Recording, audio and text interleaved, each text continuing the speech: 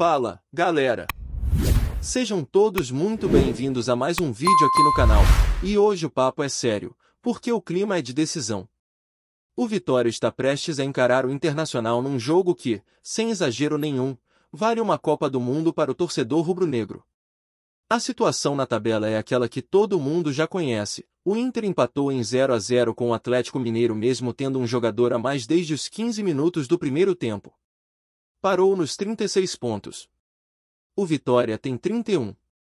Então, é simples, vencer é obrigação, e depois torcer para o Palmeiras fazer o dever de casa contra o Santos. Se o Vitória vencer e o Santos empatar com o Palmeiras, ainda não sai da zona, mas encosta de vez, empatando em número de vitórias e pontos. O problema é o saldo, que ainda pesa a favor do time paulista. Mas vamos combinar, projeção de tabela não adianta de nada se o time não fizer o básico dentro de campo. É por isso que o confronto com o Inter é tratado como uma final. E o Barradão precisa estar daquele jeito, pulsando, gritando, empurrando o time até o último segundo. O torcedor do Vitória é diferente, a gente sabe disso. Mesmo com o time oscilando, a torcida vai, apoia, comparece, porque a paixão é sentimento. E a expectativa é de casa cheia, mais de 20 mil vozes empurrando o rubro-negro. Agora, vamos entrar no que realmente importa, o que aconteceu em campo, o que precisa mudar e o que não pode se repetir. O jogo contra o Cruzeiro foi um exemplo claro de como pequenos erros de estratégia custam caro demais. O Vitória até começou ligado, pressionando, teve chance com o Mateuzinho logo no início, mas não pode perder um gol daquele. A partir daí, o time se expôs, subiu demais a linha de marcação, e o Cruzeiro fez exatamente o que sabe fazer, explorar o espaço nas costas dos defensores. E olha que isso já era conhecido, não era novidade para ninguém. É o tipo de coisa que não dá para repetir contra o Internacional. Muita gente ouviu o áudio do VAR naquele lance do pênalti e ficou revoltada, porque em outros jogos a CBF demora uma eternidade para divulgar as imagens, mas quando é contra o Vitória, sai rapidinho. E a frustração é essa, o time até tenta, até se organiza, mas quando erra na estratégia, o adversário aproveita. Foi assim no Mineirão, e foi um erro que poderia ter sido evitado. O ponto que muita gente precisa entender é que nem tudo é culpa do elenco limitado e nem tudo é culpa do treinador. Jair Ventura tem méritos, e muitos. O Vitória hoje é um time com padrão, com identidade que, mesmo nas derrotas, apresenta momentos de bom futebol. O problema é que alguns detalhes táticos acabam pesando demais. Por exemplo, qual a necessidade de manter uma linha alta com 5 minutos de jogo, fora de casa, diante de 60 mil torcedores e contra um adversário que vive justamente de explorar a profundidade? Não faz sentido. Em um jogo equilibrado, a primeira coisa é não se expor. Depois, sim, buscar o ataque com inteligência. E é claro, não dá para ignorar que Jair Ventura pegou um elenco que não foi ele quem montou. Ele chegou num momento delicado, com desfalques, limitações e um ambiente de pressão. Mesmo assim, conseguiu reorganizar o time, fez o Vitória competir e trouxe de volta a esperança. Só que bons trabalhos também precisam de questionamento, e é isso que o torcedor está fazendo. Criticar pontualmente não significa querer a demissão do técnico, significa querer evolução. Porque se a gente não aponta o que precisa ser ajustado, o erro se repete e o time não sai do lugar. O Vitória já mostrou contra Bahia e Santos que sabe pressionar a saída de bola, que consegue dificultar o jogo do adversário e não deixar cruzar com facilidade. Então, quando o time volta a ser passivo, como aconteceu diante do Cruzeiro, é sinal de alerta. A bola sai limpa da defesa adversária, ninguém pressiona, e de repente a bola entra nas costas da zaga. Isso não é só falha individual, é comportamento coletivo. Se o mérito de pressionar é da comissão técnica, o demérito de recuar demais também é. Futebol é assim, quando dá certo, o crédito é dividido, quando dá errado, a responsabilidade também tem que ser. E falando em estudo de jogo, um detalhe chamou a atenção, o Cruzeiro sabia exatamente o que esperar do Vitória. No pré-jogo, o próprio analista deles mostrou como o time de Jair Ventura costuma sair jogando, a forma como usa os 3 zagueiros e os alas abertos. Mesmo sabendo disso, o Vitória quase marcou no início, o que mostra que análise é ferramenta, mas execução é outra história. Mesmo com tudo estudado, se o Mateuzinho capricha na finalização, o roteiro seria outro. A leitura tática dos dois times foi clara, mas a diferença esteve na tomada de decisão dentro de campo. A equipe mineira estudou a movimentação coordenada do Vitória, o padrão de saída, o espaço entre zagueiro e lateral, e soube aproveitar o vacilo. O gol do Caio Jorge saiu exatamente dali, naquela brecha entre os defensores. E veja só, eles sabiam disso, o Vitória também sabia, mas quem executou melhor venceu. É aí que entra o detalhe que separa um time competitivo de um time vencedor. Quando o Cruzeiro entendeu que a linha alta do Vitória era uma oportunidade, explorou até acertar. E o problema não foi falta de treino ou de leitura, foi insistência numa ideia que, naquele contexto, não fazia sentido. Jair Ventura tem o mérito de dar padrão, mas precisa reconhecer quando o risco é maior que o benefício. Contra o Inter, não dá para repetir o erro. O adversário é perigoso quando tem espaço, e o Vitória precisa ser inteligente, defender com equilíbrio, esperar o momento certo para acelerar e aproveitar as chances que aparecerem. Porque a matemática é clara, faltam 12 pontos para escapar do rebaixamento. 12 pontos em 21 que restam. Isso significa que o time precisa ter um aproveitamento de quase 60%, e isso só vem com concentração total e estratégia ajustada. E o torcedor sabe disso. A cada rodada, a projeção muda, mas o sentimento é o mesmo, esperança. O Paulinho, o nosso matemático do canal, fez as contas e mostrou que a linha de corte hoje está em 43 pontos. O Vitória tem 31. Ou seja, precisa ganhar pelo menos 4 jogos para sonhar em ficar na Série A. É difícil? Claro que é. Mas impossível? De jeito nenhum. Ainda tem confronto direto, ainda tem jogo em casa, ainda tem o Barradão lotado para empurrar. Os próximos dias serão decisivos, e a preparação já começou.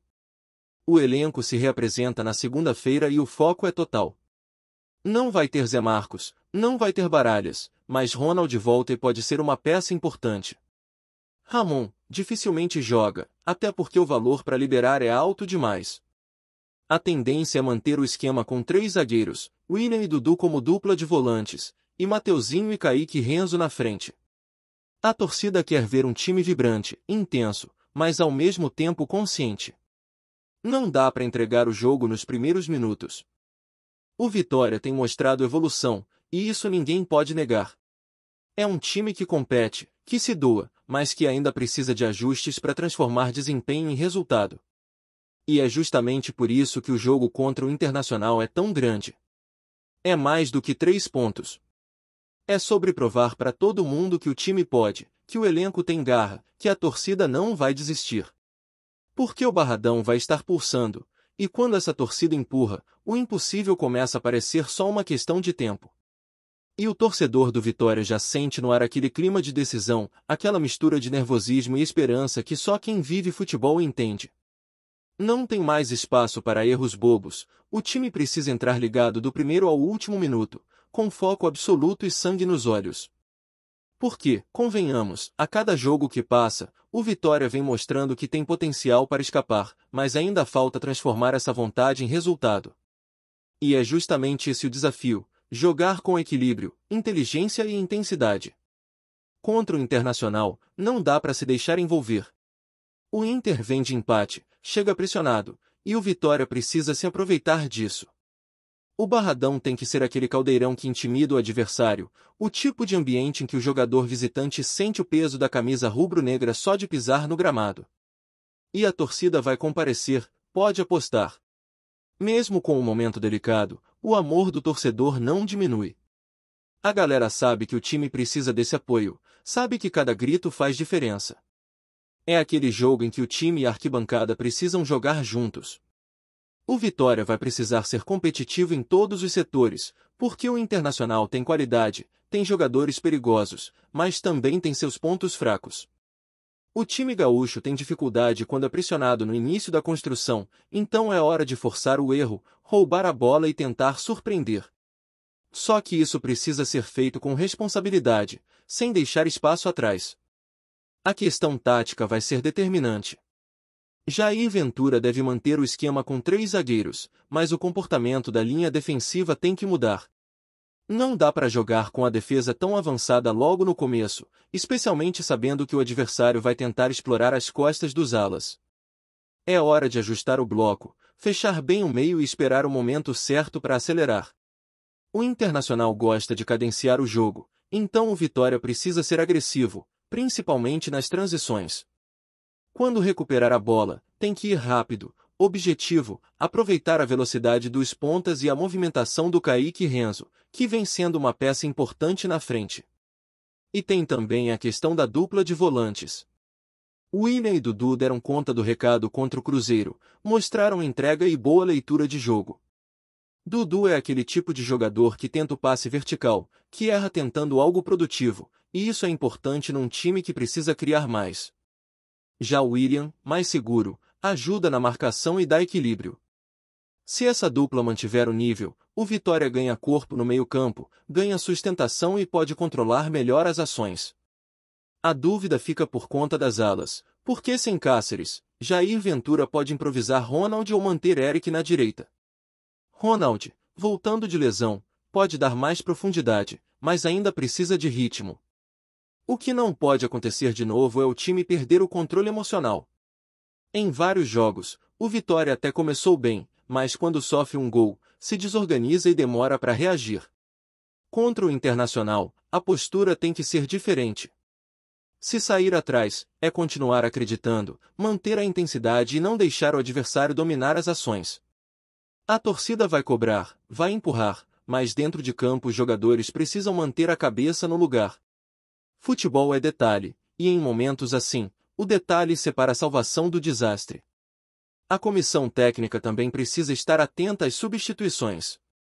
Em alguns jogos, as trocas demoraram demais, e isso custou pontos preciosos. Contra o Cruzeiro, por exemplo, o time já dava sinais de desgaste e o adversário começou a crescer. Nessas horas, o banco precisa ser usado com inteligência. É o tipo de jogo em que o treinador precisa ler o ambiente, entender o que está acontecendo e agir rápido. Cada minuto conta, e um movimento errado pode custar caro. Do outro lado, o Internacional também vem com problemas. A equipe gaúcha tem oscilado bastante e sente dificuldade quando precisa propor o jogo. Isso pode ser uma brecha importante pro Vitória, que costuma ser mais perigoso quando joga no erro do adversário. Mas para isso dar certo, é preciso ter disciplina tática. O sistema defensivo precisa estar compacto, com as linhas bem próximas, sem dar espaço entre os setores. E, acima de tudo, o time precisa de intensidade o tempo todo. O torcedor quer ver luta, raça, entrega. Quer ver um time que briga por cada bola, que não desiste nunca, que mostra que está vivo na disputa. A projeção matemática, por mais fria que pareça, ajuda a mostrar o tamanho da missão. 12 pontos em 21 possíveis. 4 vitórias, ou 3 vitórias e 3 empates. É difícil, mas é possível. O Vitória já mostrou que tem futebol para isso. O que falta é consistência, é aquele algo a mais que transforma um bom jogo em vitória. E o Barradão é o cenário perfeito para isso acontecer. O torcedor vai empurrar, o time vai sentir essa energia, e é nesse tipo de ambiente que a superação aparece. Jair Ventura, mais do que nunca, precisa mostrar sua leitura de jogo. Ele conhece o grupo, sabe das limitações, mas também sabe o potencial que tem nas mãos. O Vitória não pode jogar por jogar, tem que entrar com plano, com estratégia e com coragem. É jogo para vencer, não para empatar. Um triunfo agora muda tudo, moral, confiança, ambiente, e até a forma como os adversários encaram o Vitória nas rodadas finais. O time precisa entender que cada dividida, cada bola roubada, cada chute pode ser o lance que vai mudar o destino da temporada.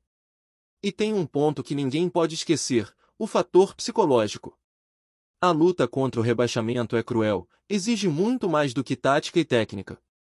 Exige nervos firmes, exige cabeça boa. O jogador precisa acreditar que dá, mesmo quando o cenário parece contra. O torcedor precisa continuar empurrando, mesmo quando o time tropeça. Essa conexão entre campo e arquibancada é o que mantém o Vitória vivo. E enquanto existir esperança matemática, o rubro-negro vai lutar. Gostou da informação? Deixe seu like, compartilhe com os amigos e comente sua opinião sobre o que está rolando no esporte. Quer saber mais sobre seu time favorito? Continue acompanhando o Nordeste Sport News. O mundo do futebol europeu parece ter se rendido ao impacto da vitória recente que sacudiu o continente. Nos bastidores, circula com força o nome de Carlo Ancelotti, que não poupou elogios ao desempenho apresentado, gerando um burburinho imediato na imprensa espanhola.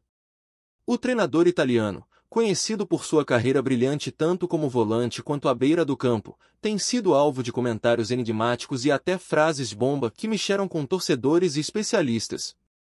Segundo fontes próximas ao clube, Ancelotti teria afirmado, em tom reservado mas firme, que alguns resultados não apenas surpreendem, mas definem tendências, deixando implícita uma análise que vai além do simples placar. Desde que assumiu a seleção brasileira, em maio de 2025, o multicampeão e Cavaliere Omri, oficiale OSI, tem sido visto como uma figura que mescla experiência europeia com visão tática moderna. Sua opinião sobre a vitória recente ganhou destaque imediato, e veículos espanhóis especulam sobre possíveis repercussões na próxima janela de transferências e até em mudanças estratégicas nos grandes clubes do continente.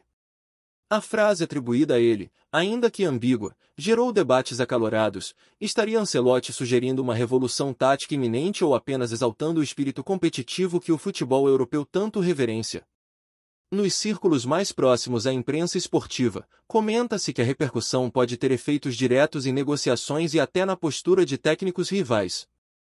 A aura de mistério em torno do veterano italiano alimenta teorias. Alguns acreditam que ele estaria abrindo caminho para movimentos ousados, outros veem apenas um elogio sincero, mas com impacto midiático gigantesco.